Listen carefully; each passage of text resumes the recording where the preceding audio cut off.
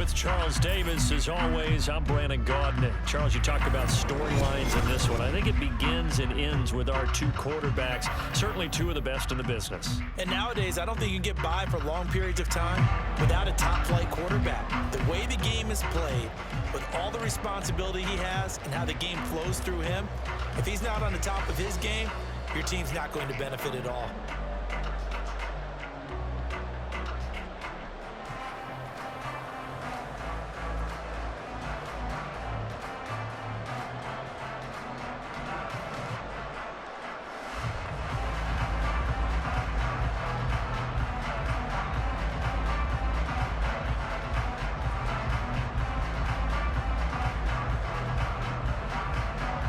Here's the punter now, Pat McAfee, to get this one started.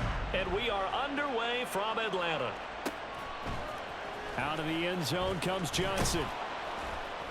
And in hindsight, probably should have taken a knee as he only gets this out to the 16-yard line.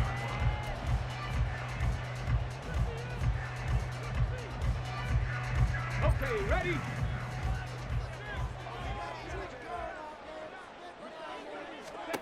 On 1st and 10, here's Vick.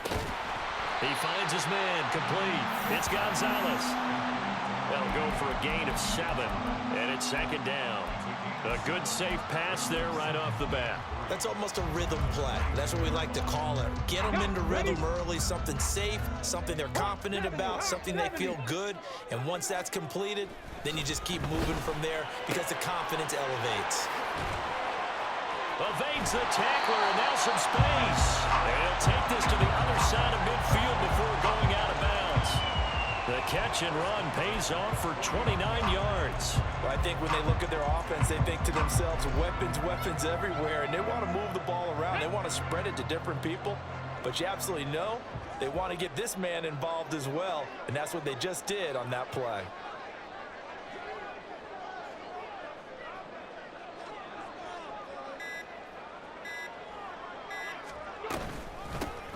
They run it with a Hall of Famer, Eric Dickerson. And he's able to break through one tackle, but it slowed him down enough that he could only manage getting back to the line of scrimmage. Defensively, though, they had a chance there to hit him for a loss. Couldn't get it done. Looked like someone was able to knife into the backfield, but he wasn't able to get him down. But his compatriots, they were able to grab him at the line of scrimmage and not let him get any further downfield.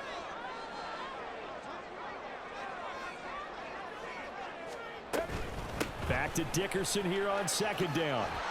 There's a nice move. And he'll go down, but not before getting this inside the 30. Last play, they got stuffed at the line. Different story here, over 20 yards. They had a chance to limit his yardage, but he was able to fight off that tackle. So it's not just the responsibility of the guys who missed the tackles along the way. It's all living on defense. Able to stop this guy, unable to do it on that play. They've got to find a way. How about his ability to break through and gain that yardage? Dickerson on the handoff. And they're knocking on the door now. There's a good run there. Going to take this to about the 10-yard line. Another big hitter there. This one good for 18. Quite the opening drive march they're on right now. It looks a lot like what we saw in practice prior to the game, doesn't it? You know, because on that last big practice beforehand, you go through your offensive script. You go through your play calling. You go through all the stuff and establish things. And it looks like it's going like clockwork right now for them. Ready? A carry for Dickerson. And he is into the end zone for a Falcon touchdown. Eric Dickerson, a 10-yard touchdown run. And the Falcons are on the board first here this afternoon. Some good running there at the end of the drive. He had the burst that set up the 1st and goal, and then one play later, he's in the end zone.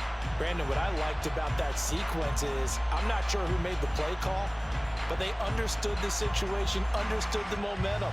A nice hard-charging run, give it right back to him, and let him cap things off.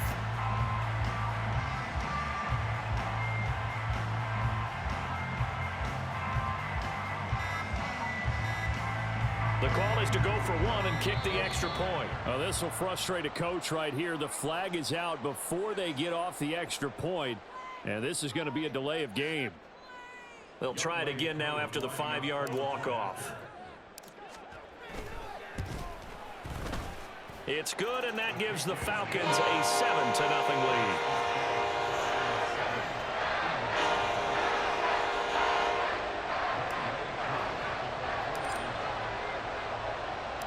Following the touchdown, here's Koo to kick off.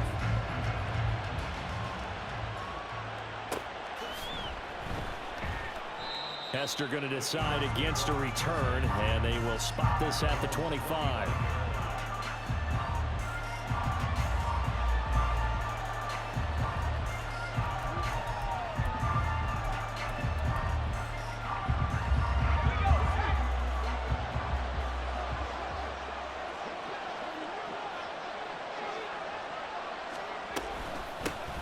They'll begin the drive with Jackson on the ground, and he can only manage to get a couple.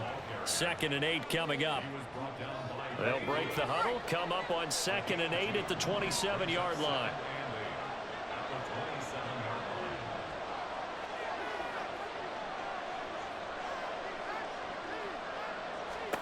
Breeze going to throw. Over the middle, that's taken in by Gronkowski. And brought down, but not before reaching the 45-yard line.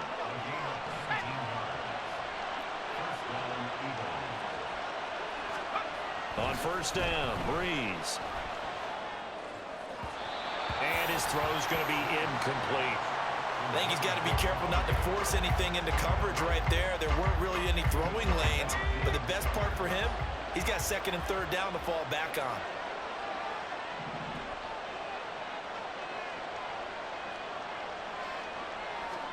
Breeze again here on 2nd and 10. Throw left side, taken in by Jefferson.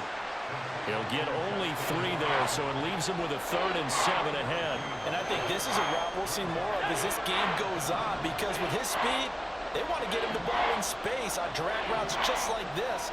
They want him to get the ball and run after the catch. Good job there, though, holding him for a short. Looking for Gronkowski, and it's intercepted. Picked off by the 13-time.